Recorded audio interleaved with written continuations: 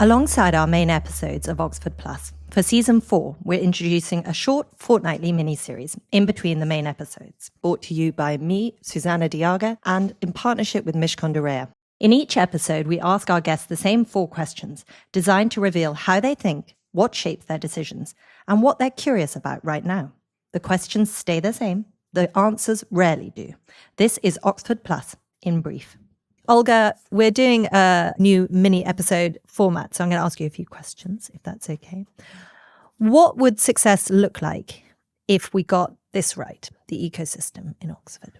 Oxfam Growth Corridor, when it was announced, it said that it can generate 80 billion, or roughly about, to the UK economy.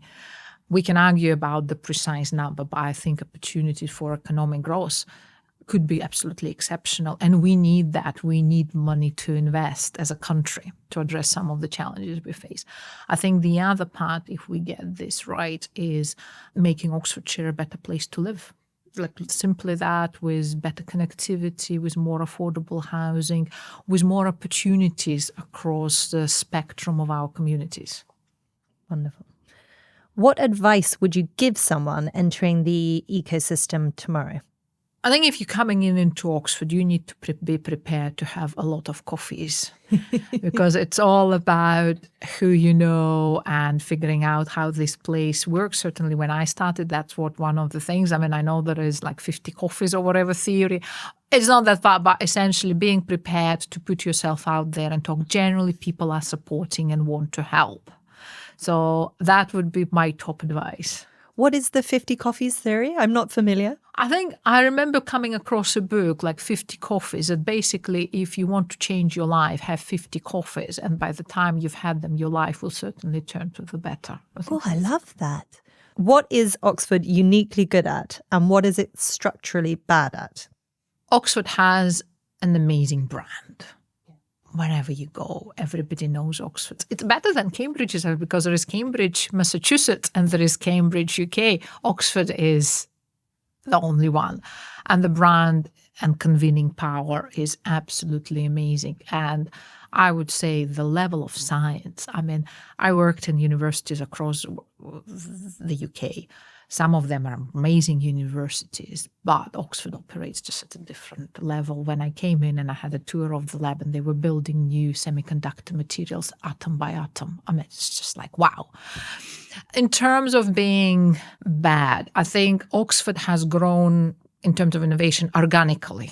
You know, the innovation ecosystem had developed organically. There is lots of people with lots of ideas, ambitions, and they just keep starting things. And I think to a certain extent it's good, and, you know, a bit of messiness is good in the ecosystem.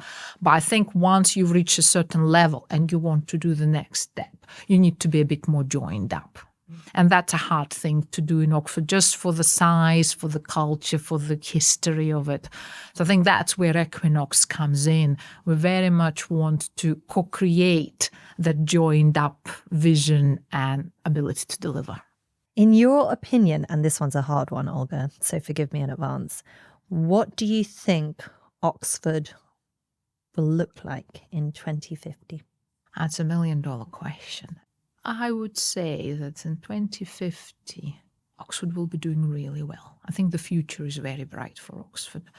We have the talent, we have money to a certain degree, we have the brand, and I think all of these things will come true. And I think what is most important, we have the will to change. And while building Equinox, I met so many people. What I heard from people in the past, there was a lot of disagreements on what should be done. And we now, I think, have come to an agreement what needs to be done. I think there is a will to change. I'm not saying it's going to be an easy path, because there is many challenges we faced as a nation, but I think the future will be very bright. Wonderful. Thank you very much, Olga. I'm an optimist. I hadn't guessed. Me too, I think, broadly. Thank you. Thanks for listening to this episode of Oxford Plus, presented by me, Susannah de Jager. If you want to stay up to date with all things Oxford Plus, please visit our website, oxfordplus.co.uk, and sign up for our newsletter so you never miss an update. Oxford Plus was made in partnership with Mishcon de Rea and is produced and edited by Story 94.